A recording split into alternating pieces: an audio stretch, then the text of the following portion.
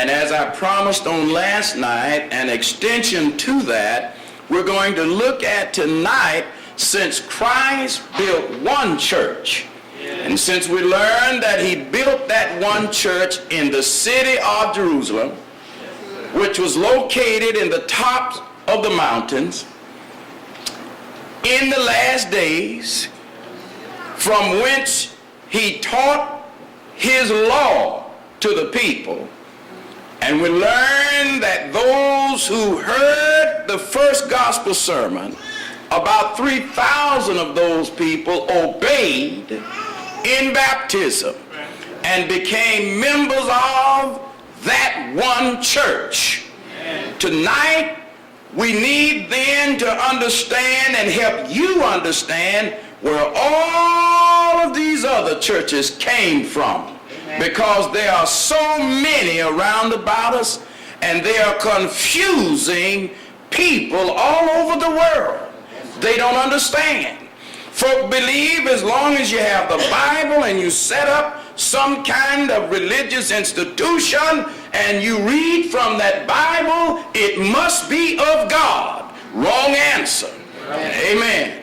Others believe that as long as the masses pour in, it must be of God. In fact, I had one of my brethren to say to me, not West Orlando brethren, but another preaching brother, he said, man, we're so full now we have to put chairs down the aisles. I mean, people are just coming from everywhere. I said, no, you mean people are coming from other congregations, because y'all haven't taught anybody. Amen. And that's the truth of the matter. I said, brother, if numbers testify as to the truthfulness of the one church, then we need to go and grab some of these denominations, because they have tens of thousands in some of these congregations. Numbers do not testify as to whether or not the church you are a member of is the true church or not. Amen. In fact, we learned from Daniel 2:44 and 45 that Daniel saw the church as a small stone cut out of a mountain without hands.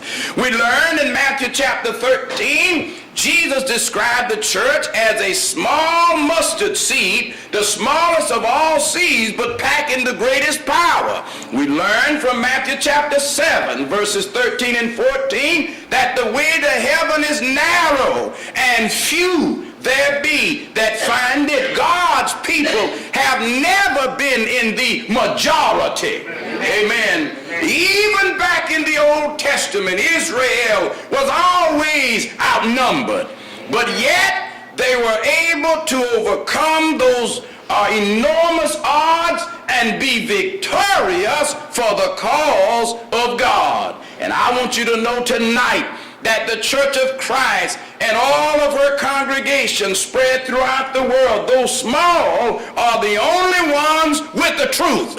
And in the end, they will be the only ones victorious as far as salvation is concerned. Now, let's get to the lesson. Where did all of these churches come from? In the book of Acts, chapter 20, turn over there. And I want you to keep in mind Psalms 127 and verse 1. Except the Lord build a house, they labor in vain that build it.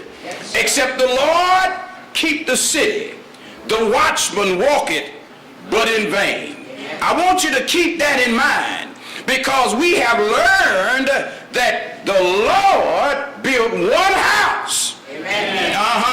1 Timothy 3:15, we learned that that house is his church. Amen. He built one. Is that right? Amen. And so, without question, all others built had to be built by another man. Amen. Amen. Amen. Weren't built by Christ, but it was built by man. Is that right? Amen.